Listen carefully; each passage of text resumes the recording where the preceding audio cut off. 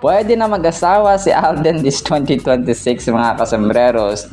Nagulat ako dito no sa segment na ito ng pinasarap mga kasambreros. Tapos Ma'am Catherine pala ay spotted no kasama ang kanyang mga best friends sa isang event yata ito mga kasambreros. Pero lilinawin pa natin yan ha. Uunahin ko ito, post ni Alden sa kanyang Instagram account.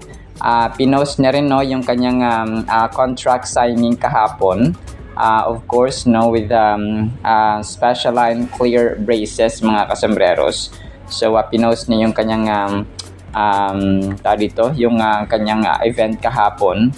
Na kung sa grabe, no, yung pagpasok ng 2026 ni Alden, simply ang birthday. Tapos, nakasama niya ang kanyang pamilya. And then, may blessing na panibago. So, grabe, no, talagang dito natin masabi na talaga pinagpapala ang mga taong makadiyos mga kasambreros at gumagawa ng kabutihan at mapagbigay no sa kapwa mga kasambreros. So pinost ito ni Sir Alden mga kasambreros kasama nung ibang mga random shots no doon sa ano. Actually marami maliban sa mga press, sa mga media people na andon of course ay yung mga random fans mga kasambreros na naandon din ay nag-post din sila no kagaya nito ni Albert no sa Chicanes. Ang kulit ni Alden dito. Ang kulit niya dito mga kases. Try ko i-play ito mamaya no para sa inyo para mapakinggan niyo po. Parang may binilong si Alden kay Albert sa Chicanes Avenue. So ang Chicanes Avenue ay page no ni Albert. Albert yung nakalagay dito mga kasambreros. Tapos yun parang may binilong siya kay Albert ng Chicanes Avenue. Tapos sabi niya, wag mong sabihin.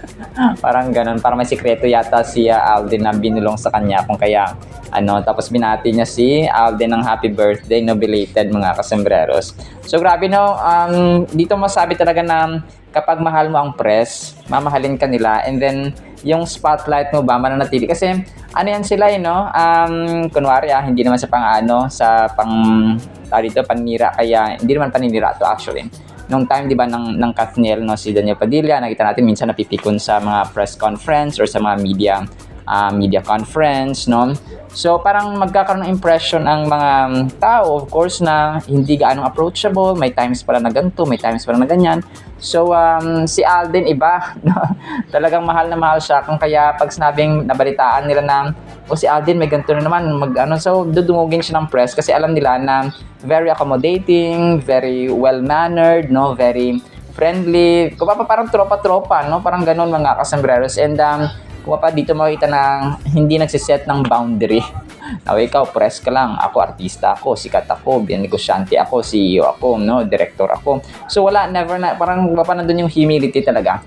And kung kaya masabi natin na sa industriya ng showbiz, no, ilan lang yung mga nananatili sa spotlight because of their humility, their friendliness, no, ganun sila Ma'am Julian Santos, sila Ma'am Marin Rivera, no. Kung nakita sila Ma'am Catherine of course, no, given na yun ng Kathleen mga kasambreros. So yung sina Piolo Pascual, no, kasi alam nila na nakikisalamuha, no, marunong silang magtrato ng mabuti at generous na sa kanilang kapwa mga kasambreros kung kaya si Alden ay talagang ito yung isa sa mga touching na mga truths mga kasambreros about kay Alden no na talagang mahal na mahal siya ng press mga kasambreros. So tapos maliban dyan ay of course na marami ang ay play ko ito mamaya to yung kaya Chicanes Avenue mga kasambreros. Tapos unahin ko kaya itong kay Ma'am Catherine. Sige ito muna. So ang dami no, laman na naman ng mga pages si Alden mga kasambreros at mga vloggers no na makakat din. 36 minutes ago, new year, new endo o endorsement, super guwapo by 24C no, Studio 24C. So ang nag-ayos kay Alden, sobrang pogi no ni Alden mga kasambreros kagabi sa contract signing nila sa special line braces or clear braces mga kasambreros, nakadilaw siya. So ang nag-ayos sa kanya ay Studio 24C mga kasambreros no kasama ang kanyang mga glam team. So this was posted by Arlene Tajum or Tahum no 38 minutes ago mga kasambreros. Si Arlene ay isang solid din po natin na Kathinatic or fan ni Alden, mga kasombreros. Tapos next item natin, 11 hours ago, patalastas tayo mga kasombreros. Aldab forever, sabi niyo nito. Aldab, I'm with you no matter what, no? Attendance daw sila. So nagkaroon ng attendance check, no, ang Aldab Nation or fans ng Aldab. January 8, 2025. Dapat January 8, 2026 siguro ito, no? Posted ito 11 hours ago. Ang dami, no? 161 likes, oh. So, ang dami pa rin, ano, no? Nabubuhay sa Aldab, pero hayaan natin sila. Kung saan sila masaya, mga kasombreros. Titigil na lang siguro yan sila kapag nagpakasal na. Sina Ma'am Catherine at saka si Sir Alden, mga kasombreros, which we definitely pray to happen. So, kagaya na mention natin sa isang vlog natin, ay maybe 2026 daw, sabi ni Alden. So, yun ay ano, no, perhaps, no, marahil baka this 2026, mga kasombreros, ay magre-reveal na sina Alden and Ma'am Catherine, mga kasombreros. So, ipanalangin na lang natin. Tapos ito na nga, yung main item na natin agad-agad, mga kasombreros. Nagulat ako dito kasi may segment pala dati, although throwback ito, pwede na mag-asawa si Alden. Kasi marunong talaga magluto si Alden, no? Talagang nasanay talaga rin siya sa kusina, mga kasombreros, sa bahay nila na imaginein mo, throwback ito, mga kasombreros, time pa nang nasa Itbulaga pa siya. So baka si Alden at that ako pa sa segment na nito nila Ma'am Carmina Villaruel at saka ng kanyang mga anak, mga kasombreros, ay maybe 2020 or 20, basta nasa ano pa siya, nasa Itbulaga pa siya, mga kasombreros, dito eh. Tapos 2020, hindi ko alam kung nasa Itbulaga pa ba siya, baka 2019, no, or 2018, mga kasombreros. So talagang nasanay na siya, or parang pwede na talaga mag-asawa, mga kasi magaling talaga siya magluto. Ang niluto niya dito ay chicken wings, pero sobrang kakaiba kasi binagoongan. So nung na-try ni na Ma'am Carmina Villaruel, sobrang sarap daw, no? And yun, talagang tinanong siya dito na paano niya nababalance yung kanyang oras, kasi may 3 restaurant siya, may Conchas, may Itbulaga, araw-araw, tapos may mga brand endorsements pa siya, tapos may McDo. So parang sabi niya, paano niya nagagawa na, sabi niya parang naging routine na daw niya. So mostly daw natutulog siya ng mga past 10 p.m. tapos nagigising ng mga 5:30. So tapos maaga daw siya dati sa gym. So dati kasi nag-gym pa siya, pero 2018, 2019, kung yung year na ito ginawa, mga kasombreros, ay malamang ay nagpapaano pa siya dati, no, kasi nga gagawa sila ng pelikula na Hello Love Goodbye, mga kasombreros.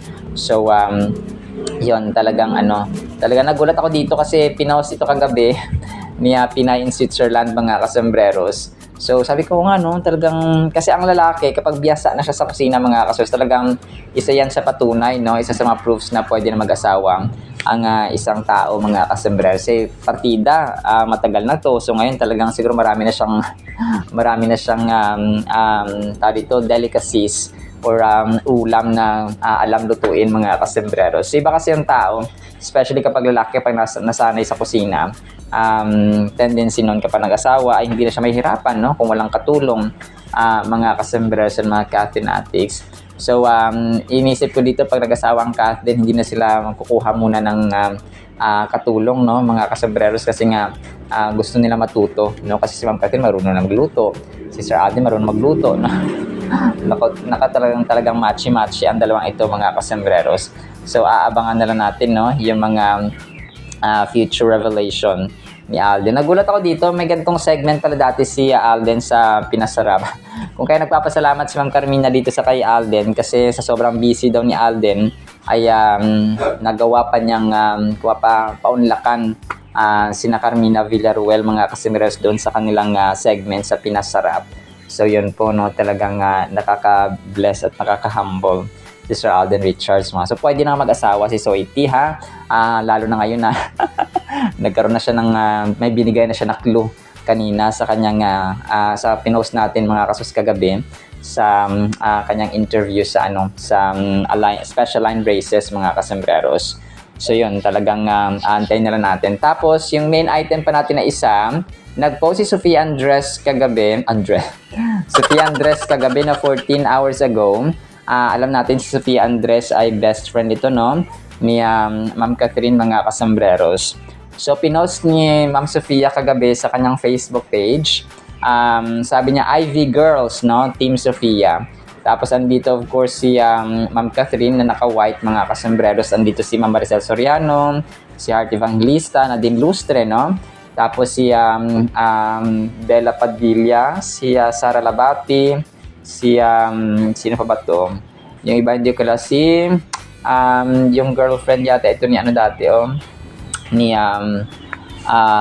tawag dito ni Jake Cuenca mga kasembreros na isang beauty queen, nakalimutan ko. Pero ito pa mga kasembreros ay throwback, no? Naka-white si attorney dito. Throwback ito ng 15th anniversary ng IV Clinic mga kasembreros. So, na-flash ko ito pero kaka-post kasi kagabi ni Sofia Andres na tinag niya. Tinag niya mismo si Ma'am Kath at saka yung iba pa sa post niya na ito kagabi, 14 hours ago mga kasembreros. So, sa mga nagsasabihan na luma na yung ating mga updates dito, hindi naman po lahat. Na may mga throwback of course, may mga updates din tayo. So, all in one yung ating channel. So, sa mga bago lang sa ating channel, baka magulat kayo na yung iba throwback, yung iba updates. So, ganun siya. So, halo-halo. Kasi syempre, hindi naman bultuhan nagpo-post ang Kath din mga kasembrero sa kanilang Instagram, sa kanilang social media accounts, sa Facebook, and so on. So, tayo po ay nagpapasalamat sa team effort din po ng Kath din, no? Na team ni Catherine, team ni Alden. So, sometimes may Kath din talaga na main mga kasembrero. So, ganun ba? So, yun po, no? In-explain ko lang kasi yung iba. Luma na yan. So, hindi naman lahat luma, no? Pakinggan natin yung mga detalye, ha? Wag po tayong masyadong nakatutok lang sa isang item kasi ginagawa na natin maraming items para kompleto ang ating Ricardo's ingredients dito. So, in-explain ko lang. 2026 na, mga bashers, pagpalain kayo. Nawa ay maging malinaw at saka maging mapayapa ang ating bahay-buhay dyan. So, yun po. Tapos, next item natin, ito, 8 hours ago, posted ni Nali Paytam, no, taga Toronto, Canada. So, na-feature niya ulit dito, no, yung Big Tiger, international project nga niya Sir Alden, mga kasus. Big Tiger is an international action film directed by Keone Waxman. The film stars an international cast including Filipino actor Alden Richards and of course, no, sina Max Collins, tapos American actress Catherine McNamara. Katunog ni Ma'am Kath. American Chinese actor Byron Mann, British actor, British palang iba dito, Luke Goss, and Filipino actress Max Collins. For the first time in his career, lead actor Alden Richards. So, nasabi rin niya dito yung first time nga no, na gagawin ni Sir Alden or ginawa niya na maging kontrabida sa isang pelikula. Parang kontrabida, no? Ganun yung role dito niya Sir Alden. Ganun mention ng parang isa pang post niya Nali Paytam or Patam mga kasembreros, no? So, which is first time. So, ang daming first time, no, na ginawa si Sir Alden talaga sa kanyang career mga kasembreros, especially sa kanyang 2026 na buhay or na pagpasok mga kasembreros no, ng 2026. Tapos, next item natin ay ito, 17 hours ago, yung Lion Here TV ay binati si Alden na happy birthday Alden. Mas naging espesyal ang grand launch ng GAOC or GAN Advanced Oseo Integration Center, special line clear braces dahil pinagdiwang din ng karawan ng ambassador nitong si Alden Richards. Okay, GAOC. So, GAN Advanced Oseo Integration Center. So, ano pala yun, no? Ito pala yung may-ari ng special line clear braces na kung saan nga nag-sign ng contract si Isoy mga kasembreros. So, yun pala. Yung nito parang center or establishment, pangalan ng establishment mga kasembreros na pinopromote or naging brand ambassador ang inyong phenomenal box office cinema king mga kasembreros, no? Talagang nakakatuwa. So siguro no, naisip ko dito kung siguro yung reaction ni Daniel Padilla na kaliwat kanan yung yung achievements, no, at saka brands na kumukuha kay Sir Alden mga kasembreros. Tapos nag-trending pa itong kanya McDonald's na heritage old type mga kasembreros. So naisip ko lang, no, pero siguro masaya naman si Daniel Padilla because he has also a lot of things to do mga kasembreros. And then ito, last two items natin of course, no, may verse of the day si Alden. John 15 verses 4 to 5, sabi niya, you cannot be fruitful unless you remain in me, or kay Lord Jesus Christ at sa kanyang salita. Yes, I am the vine, you are the branches, tayo daw yung mga sanga. Those who remain in me, remain in Him, and I in them will produce much fruit, for apart from me, or apart from God, we can do nothing. So tama, no? Gaya ng ginagawa ni Sir Alden, mga customers, rooted siya, no? Talaga may time siya sa Biblia. He is always connected sa vine, mga customers, sa puno, which is God and His Word, mga customers. That is why kita natin yung bunga, no? Kita natin yung napuproduce ni Sir Alden, yung kanya mga yung mga business, yung kanya mga endorsements, yung kanya mga, basta marami siyang nagagawa, mga customers, and creativity to the max, no? Grabing creative ng team ni Alden, mga kasembreros.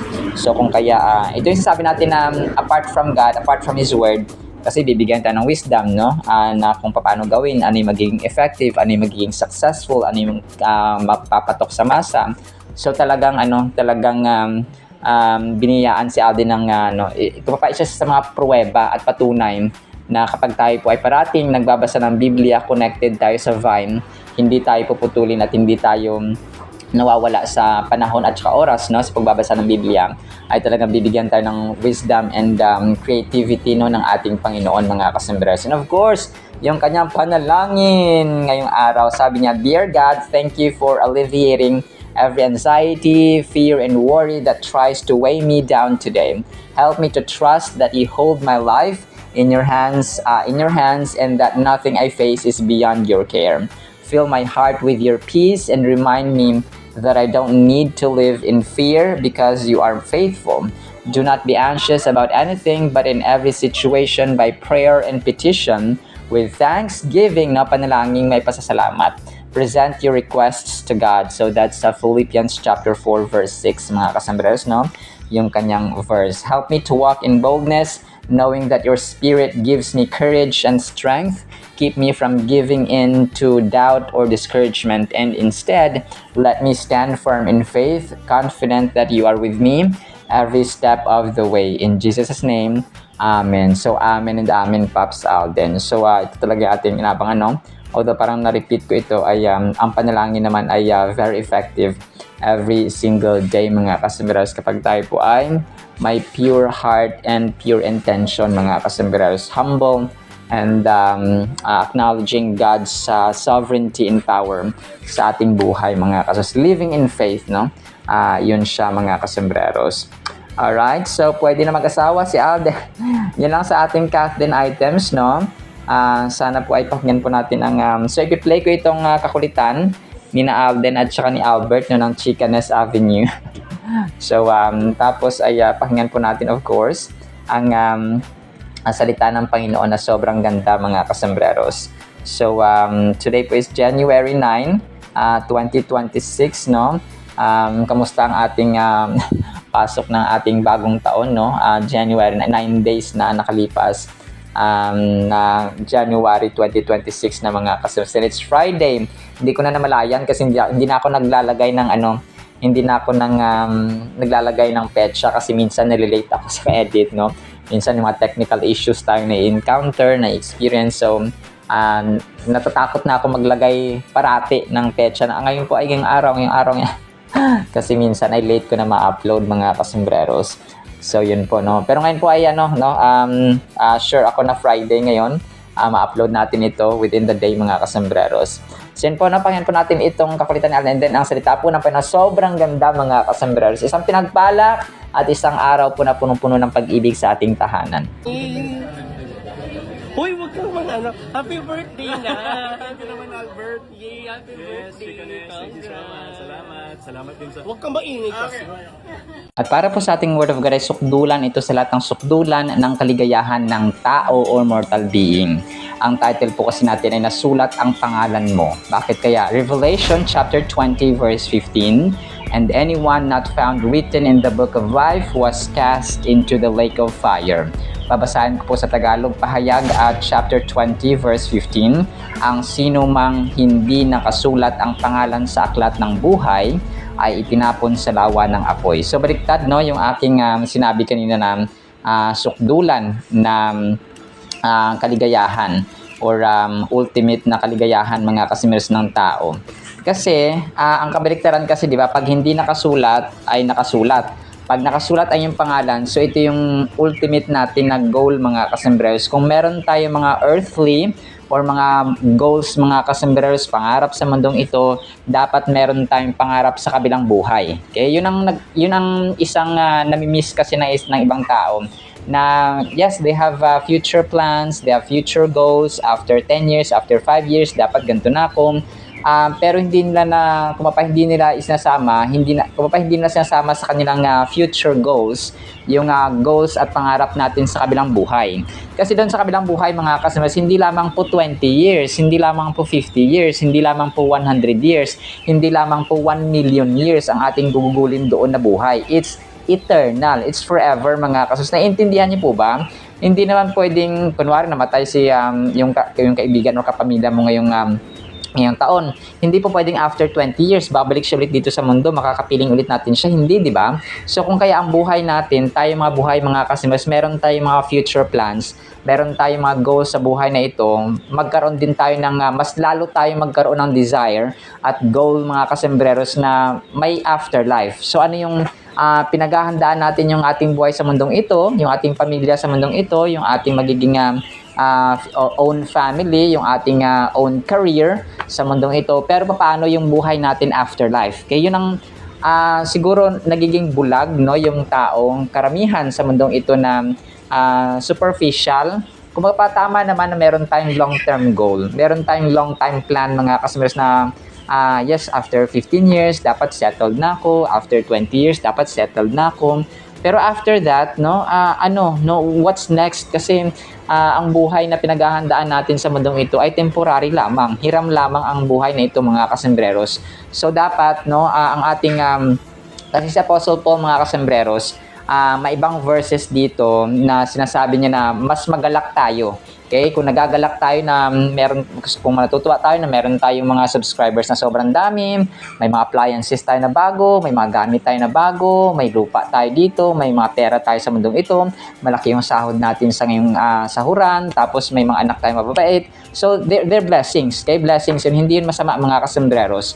But the bad thing, the bad side mga kasembreros ay kung wala tayong future goal, kung pa eternal goal ba, yes, those things, material things na yan mga kasembreros, ano lang yan kumaga pa mga temporary things lang din yan mga kasembreros. Ang cellphone, after how many years nasisira, yung mga appliances natin, after how many years nasisira, yung kotse natin naluluma, yung bahay natin naluluma. So, tama naman na magkaroon tayo naman ganito mga kasus. But ang pinopoint out dito ni Apostle John mga kasembreros ay yung pinaka-goal dapat natin ay yung mailista, yung ating buhay, yung ating pangalan sa Book of Life. Kunwari, Dennis Namis Villa, born, tapos died. So, ganun siya mga kasembreros. Kasi ang dalawang pinakamahalagang events, actually tatlo,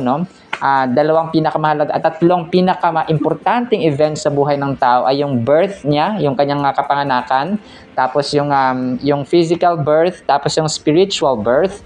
Yung spiritual birth mga kasembreros, ito yung transformation natin, na naging born again tayo mga kasembreros, na naniwala tayo at sumunod at saka nanampalataya kay Lord Jesus Christ, nakilala natin siya, and we establish a close and intimate relationship sa kanya mga kasembreros. That's the actually yun yung pinaka-importante sa lahat. Yung physical birth natin, syempre hindi tayo mabuhay kung walang physical birth. Yung isinilang tayo mula sa sinapupunan nating nanay, and then yung spiritual birth. Tapos yung pagkamatay naman natin, ito yung physical death mga kasembreros, mahalaga rin ito. And yung spiritual, tama mga kasus, kasi isa lang yung yung physical death natin mga kasembreros, kapag yung physical lang natin mamamatay. Sa mga hindi nananampalataya, listen to this mga kasembreros, sa mga hindi nananampalataya ay 2 beses sila mamamatay. May physical death at saka spiritual death. Okay, di ba? Kapag namatay ang tao, syempre yung ating laman, itong flesh na ito, yung ating physical, ay mamamatay, maagnas at mabubulok. Tapos yung ating kaluluwa, ito yung haharap sa Panginoon mga kasembreros. So, Ang mga taong nanampalataya kay Lord Jesus Christ, isang beses lang siya mamamatay. It's physical death lang. Yung spiritual death na na-mention ko dito, ito yung pagkatapon sa impyerno na mga taong hindi nanampalataya nung sila ay nabubuhay. So hindi sila nanampalataya, hindi sila nabuhay ng may pananalig at pagtitiwala sa Panginoong Jesus. No, they didn't believe in Jesus Christ na nabubuhay sila. Kung kaya yung death nila ay dalawang beses. Physical death at saka spiritual death. Nagigets po natin? Yung sa mga nanampalataya naman, isang death lang, yung physical death lang. Kasi wala silang spiritual death. Kasi yung buhay na sa kabilang buhay ay sa langit po sila. So, spiritual life naman yun mga kasimero sa heaven.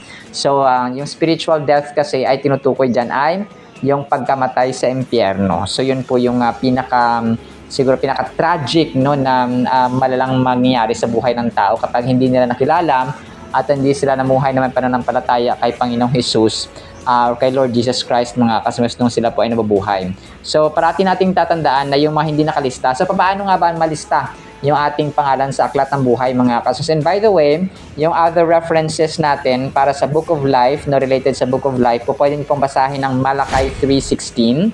Old Testament po ito. Psalm 139 verse 16, Philippians 4 verse 3, at saka Luke chapter 10 verse 20. So, these verses speak about Book of Life, no? Mga kasembres and mga kathanatics. And by the way, yung internet ngayon, kapag nag-search ka, verses about Book of Life, verses about love, verses about hope, verses about faith, no, verses about kindness, and so on. So, madali na lang tayo nakaka-access sa information, mga kasembres. Kung kaya, we're so thankful din sa internet, no? This verse from the book of Revelation speaks to the final judgment day when those whose names are not found or are not listed in the book of life are doomed to be cast into the lake of fire. So sa mga hindi naniniwalang may impyerno, ang bulkan, ang magma na nasa loob ng bulkan, mga kasama sa ilalim na nanggagaling sa pinaka-center ng earth, mga kasembereros, yun po yung literal, physical, solid proof, legit na proof mga kasembereros na meron pong impyerno, ha? Huwag po tayo magbulag-bulagan kasi yung mga tao kasi nababulag talaga ng katotohanan. Walang impyerno, langit lang lahat, no? Kasi namatay na si Lord Jesus Christ na may purgatorio naman, so wala pong purgatorio.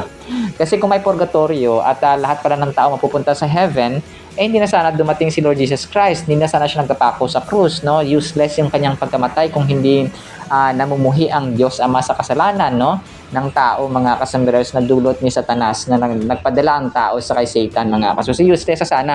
Hindi na sana nag-abala pa ang Diyos, si Lord Jesus Christ, na pumunta dito sa lupa and then namatay sa krus, mga kasambreros. Pero ginawa niya, no, ibig sabihin, hindi lahat, kasi biblical yun, hindi lahat ng tao. Actually, mas marami pa napupunta sa impyerno kumpara sa napupunta sa heaven, mga kasembreros. And yung pinaka-solid at literal na basis dyan, umikot kayo at saka tingnan ninyo ang paligid ninyo. Ilan lang yung tao may pananampalataya, ilan lamang ang kapitbahay mo na may time sa pagbibiblia, ilan lamang ang mga taong may panahon sa panalangin, ilan lamang ang umuupo at saka pagkakain ay ibubuka ang kanilang mabibig sa pasasalamat sa Panginoon. So, ang actions na ito ay nag-i-indicate, no, naglalarawan na sila po ay walang closer relationship sa Panginoon. Meron naman, alam naman nila na may Panginoon, na may Jesucristo na namatay sa krus, but papaano nila pinapakita yung kanilang pasasalamat, yung pag-ibig at ang close na relationship, no, kung wala silang panahon sa Biblia, hindi mo pa rin sabihin.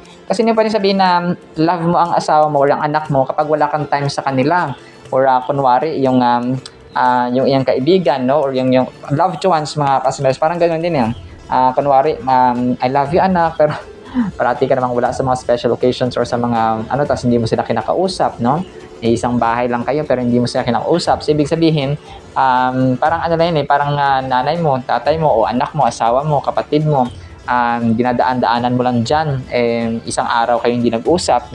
Sabihin na, may galit ba sa akin to? So parang gano'n din ang Diyos, mga kasamberos. Kapag hindi natin siya kinausap through panalangin, hindi tayo nagpasalamat sa Kanya through panalangin, so ano ang Kanyang iisipin? So ganun po siya, mga kasamberos. The book of life represents God's chosen people, those who have accepted salvation and are destined to or for eternal life in heaven. Conversely, those whose names are not written in the book of life are deemed to be unrepentant sinners who will face the eternal punishment in the lake of fire. So yun nga, no? Kabaliktaran, yung mga nalista ang pangalan sa aklat ng buhay, sila yung makakapasok sa heaven. Yung mga hindi nakalista, yung pangalan sa aklat ng buhay, sila po yung itatapon sa impyerno, mga kasimberos, na lawa ng apoy. And that's eternal. Kung mapahabang buhay, hindi po 1 milyon, hindi 1 milyong taon ang gugugulin ng buhay ng tao or kaluluwa ng tao doon sa impyerno or sa langit, mga kasimberos, forever. Hindi 2 milyon, hindi 1 billion years, it's forever. So imagine niyo yung taon, mga kasombreros, yung eternity, yung forever, mga kasombreros. Hindi natin yung unang presidente ng Amerika na si George Washington, hindi na pwedeng maibalik yun, no?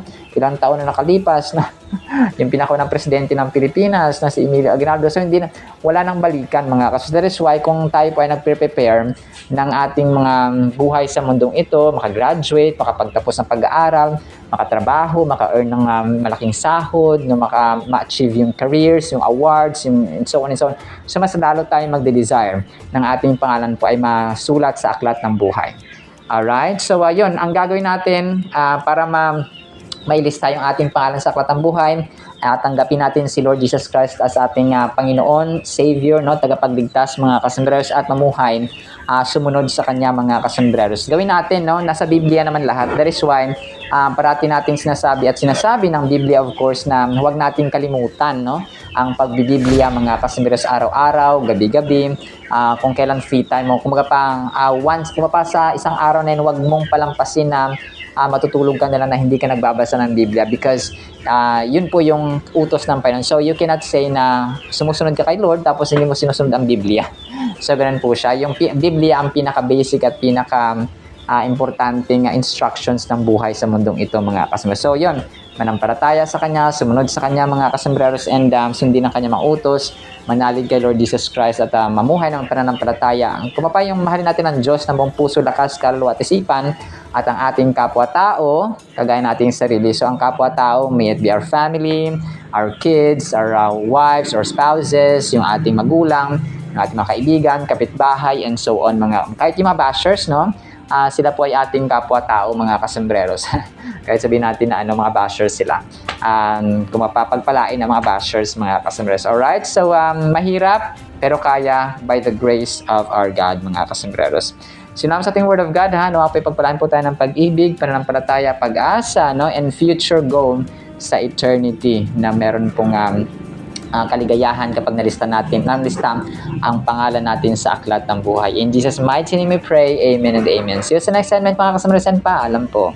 I love you.